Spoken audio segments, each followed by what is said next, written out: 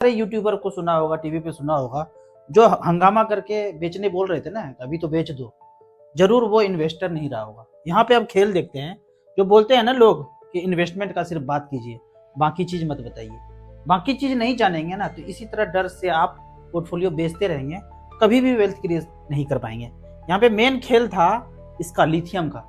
ये चाहिए एक कंपनी को, लेकिन उसी कंपनी ने क्या चालबाजी किया कि यहाँ भिड़ा दिया हम लोग को। एक एच है और एक एम है, दो तरह के लोग को भिड़ा दिया, क्रिएट कर दिया सीन। यहाँ पे 10,000 लोग हैं, उसको निकालना है। अभी आप स्क्रीनशॉट देखेंगे, पेपर कटिंग देखेंगे, या फिर न्यूज आप सर्च करना शुरू करेंगे, अपने आप टेलीविजन पे नहीं आएगा, सर्च करना पड़ेगा इस तरह के न्यूज को कि कैसे करके सारे लोग वहां से विस्थापित किए जा रहे हैं एज पर स्क्रिप्ट। यहाँ पे देखेंगे, सुनेंगे कि यहाँ पे जो है ना अटैक हो गया, उधर से इधर कर रहे हैं, उसी स्थान पे कर रहे हैं जहाँ पे भंडार पड़ा हुआ है। अब यहाँ पे एक न्यूज आपने सुना होगा कि $1 बिलियन का कर्ज उसको मिला। किसने दिया? उसी कंपनी ने दिया कि अब जब इधर से तुम मारोगे ना तो वही स्थान पे मारना जहाँ पे लोग बसा पड़ा है और खदान के आसपास है, ताकि दहशत से, डर से लोग वहां से भाग जाए। 10,000 घर को निकालना है। तो जो कंपनी बाहर बैठा हुआ है ना, जो हमको भी कर्ज देता है और उसको भी कर्ज देता है, उसी को वो खदान चाहिए।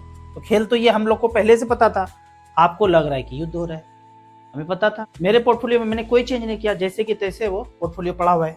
यहाँ पे एक और चीज है कि आप म्यूचुअल फंड खरीद रहे हैं, जो भी करना है ना खरीद बेच, वो फंड मैनेजर को करने दीजिए।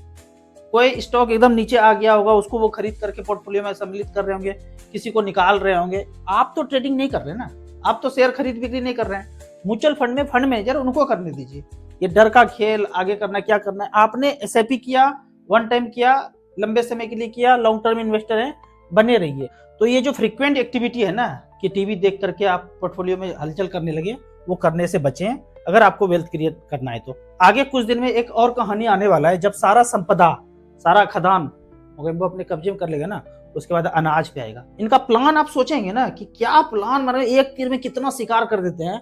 अनाज चाहिए तो देखिए क्या प्लान किया, कोई सोच भी नहीं सकता है। अब मान लेते हैं ये खेत है, टनों टन अनाज पड़ा हुआ है, अब ये अनाज उसको चाहिए उस कंपनी को, तो ट्रक से ही जाएगा।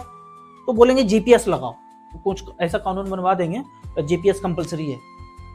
कुछ ऐसा कांड पहले करवा देंगे, 10-20 ट्रक इधर उधर हो गया, चोरी हो गया, बोला जीपीएस लगा दो, जीपीएस लगाना कंपलसरी कर देंगे। जब जीपीएस सब में लग जाएगा तो कंपनी को पहले से पता चल जाएगा कि इस खेत के पास, गांव के आसपास के शहर के कितने ट्रक वहां पे लगने जा रहे हैं, वहां लगने जा रहे हैं। पहले पता चल जाएगा कि 2 घंटा में ट्रक पहुंचने वाला है, उसके पहले कंपनी का ट्रक वहां लग जाएगा।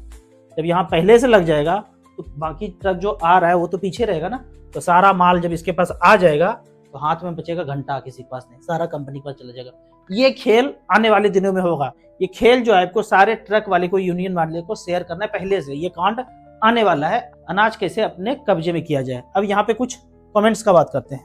पहला कमेंट से 17 लाख रुपया होम लोन लिया था, जिसमें 11,50,000 खत्म हो गया है और बचे हुए हैं, तो इसको वापस कर दूं या एसआईपी में डाल दूं, एचडब्ल्यूपी करूं। जैसे लोन चल रहा है, जो ईएमआई चल रहा है उसको कंटिन्यू रखिए, और जो पैसा बच रहा है उसको आप एसआईपी करते रहिए, वो ज्यादा अच्छा रहेगा। मेरा एज 46 साल है, 5,000 रुपये पर मंथ स्टार्ट करना चाहता हूँ, कैसे स्टार्ट करूँ? इसके लिए आप पहले तो 1 सप्ताह अध्ययन कर लीजिए, StarSIP.in में जाइए और 5,000 रुपये पर मंथ कर सकते हैं। तो 5,000 एक ही फंड में नहीं डालना है, 1-1 करके 5 डालना है। यहाँ पे मैंने 14 साल इसलिए डाला है कि सारे फंड आ जाएंगे। निपॉन स्मॉल कैप काफी बेहतरीन फंड है, निपॉन है, एसबीआई है, क्वांट है, डीएसपी स्मॉल कैप, बंधन स्मॉल कैप काफी अच्छा कर रहे हैं। इन सब में बराबर बराबर, जिसका एयूएम 5,000 करोड़ से ऊपर है, इसमें आप 1-1 करके इन्वेस्ट करके कंटिन्यू करेंगे। फिर बीच में फर्दर पैसा आए तो इसी में टॉपअप भी कर सकते हैं, बीच बीच में मार्केट गिरता है तो, या फिर दूसरा फंड भी एसआईपी के रूप में आप ऐड कर सकते हैं। एक रिकॉर्ड अगर चेक करते हैं, एसबीआई स्मॉल कैप 2011 से लेके अब तक 5,000 रुपये पर मंथ जमा किया, 8,40,000 इन्वेस्ट हुआ है, 44 लाख रुपए बनाए, 21% का सालाना रिटर्न जनरेट करके दिया है। इतना एक्सपेक्ट करेंगे तो क्या मिल जाएगा? आगे भी कोई गारंटी नहीं है, कुछ भी हो सकता है, लेकिन आपको अध्ययन करेंगे एवरेज के रूप में कितना मिला है, खुद रिसर्च कर सकते हैं। 19.23% का रिटर्न मिला है। इतना है कि बैंक पोस्ट ऑफिस से यहाँ आपको 2 गुना रिटर्न मिल जाएगा, क्योंकि बैंक पोस्ट ऑफिस भी लगभग पैसा यहीं डालते हैं। तो वो जो मार्जिन बैंक पोस्ट ऑफिस को जा रहा है उसको आप अपने पास बचा सकते हैं, और मार्केट का रिटर्न लंबे समय में ठीक ठाक रिटर्न हो जाता है। तो आप प्लानिंग करके कितने साल के लिए करेंगे वो सब कैलकुलेट करके धीरे धीरे करके इन्वेस्ट करना शुरू कीजिए। राव सर, एक पोर्टफोलियो में कितना स्टॉक, म्यूचुअल फंड, स्टॉक बोल रहे हैं आप, म्यूचुअल फंड लेना चाहिए? 8-10 ले सकते हैं। जैसे 5,000 का शुरुआत की या 10,000 का शुरुआत करना है, 2-2 हज़ार का 5 से शुरुआत करेंगे, इस तरह से 10 तक जा सकता है, कोई दिक्कत नहीं है। क्या बैंक से एसआईपी करना सही होगा? कहीं से भी जो आपको सुविधाजनक लगता है पहला एसआईपी शुरू कर लीजिए, जब समझ में आ जाए फिर अपने आप कीजिए। आपके बगल में बैंक है, कोई एडवाइजर है, कोई ऐप आपको ऑनलाइन दिख रहा है, कहीं से भी पहला शुरुआत कर लेना है। लेकिन मैं पहला बोलूंगा एसबीआई से शुरुआत कीजिए, भरोसा रहेगा आपका। एसबीआई स्मॉल कैप से, एसबीआई मिड कैप है, एसबीआई कॉन्ट्रा फंड है। 1000 शुरुआत कीजिए, धीरे धीरे सीखिए, सीखने के बाद आप ज्यादा पैसा इन्वेस्ट कीजिए। डिविडेंड यील्ड फंड लेना चाहिए, ये लगभग जो है ना लार्ज कैप कैटेगरी का ही फंड है। और डिविडेंड यील्ड का मतलब ये नहीं है कि आपने फंड लिया तो डिविडेंड मिलना शुरू हो जाएगा, ऐसा कोई वर्ड पे नहीं चाहिए। आपने ग्रोथ ऑप्शन लिया है तो पैसा कभी वापस नहीं आएगा डिविडेंड के तौर पे। हाँ, डिविडेंड ऑप्शन लेंगे तो बीच बीच में पैसा आ जाएगा, तो बढ़ा हुआ पैसा बाद में आ जाए 1 साल 2 साल के अंदर, तो वो तो आप चाहते नहीं, आप चाहते हैं कि वेल्थ क्रिएट हो, तो ग्रोथ ऑप्शन ही लेना है। डिविडेंड डील का मतलब ये बिल्कुल नहीं है कि आपको डिविडेंड मिलता रहेगा। तो इसमें ना करके, अगर आपका एज 50 से ऊपर है फिर तो ये fund large cap balance fund लीजिए। लेकिन अभी आपका उद्देश्य है कि वेल्थ क्रिएट करना है तो mid cap, small cap, micro cap में जाएंगे तो ज्यादा अच्छा रहेगा। राजू भाई 5000 रुपए per month best fund suggest कीजिए 10 साल के लिए। जब आप 10 साल बोलते हैं ना तो थोड़ा सा ऊपर नीचे भी कर सकते हैं।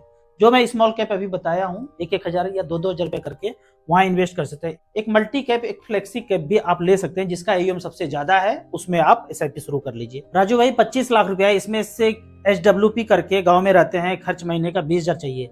जब आप 25 लाख रुपए इन्वेस्ट करते हैं तो 20,000 तो नहीं, मेरे कैलकुलेशन के हिसाब से 10 लाख में 6,000, यदि आप 2-4 साल पहले इन्वेस्ट किए होते और ये पैसा बढ़ा होता फिर तो आप 20,000 तक कर सकते हैं। लेकिन थोड़ा सा यहाँ पे सावधानी करके थोड़ा कम लेंगे। 25 लाख में 15,000 रुपए पर मंथ अभी ऑप्ट कर सकते हैं। 5 साल के बाद जब मूलधन थोड़ा बढ़ जाए फिर वहां से आप अमाउंट को बाद में बढ़ा सकते हैं। यहाँ पे एयूएम वाइज में 4 फंड बता रहा हूँ, SBI equity hybrid, ICICI equity and debt, HDFC hybrid equity, DSP aggressive hybrid या फिर कैनरा रेविको इक्विटी हाइब्रिड।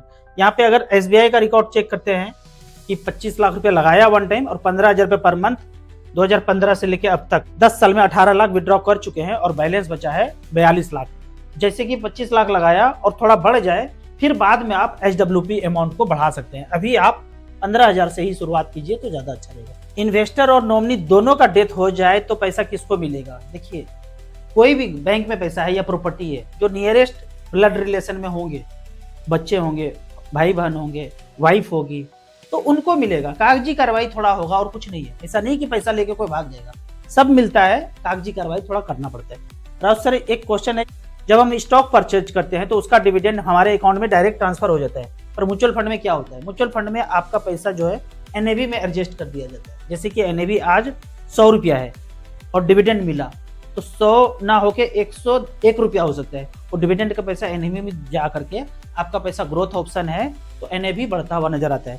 आपने डिविडेंड ऑप्शन लेंगे तो डिविडेंड म्यूचुअल फंड देगा तब मिलेगा। आपने तो एक म्यूचुअल फंड लिया, उसमें 100 कंपनी है, 100 कंपनी तो अगर डिविडेंड देंगे तो हर महीना आपको डिविडेंड ही देते रहेंगे एम से। ऐसा करेंगे तो फंड मैनेज करना बहुत मुश्किल हो जाएगी कि हर दिन हर महीने तो आपको डिविडेंड ही मिल रहा है। तो हर महीने डिविडेंड ना दे करके उसको एनएवी में एडजस्ट करके आपका एनएवी बढ़ते रहता है। पैसा कहीं नहीं जाता है, जो पैसा है, जो भी डिविडेंड है वो एनएवी के ग्रोथ ऑप्शन में चला जाता है।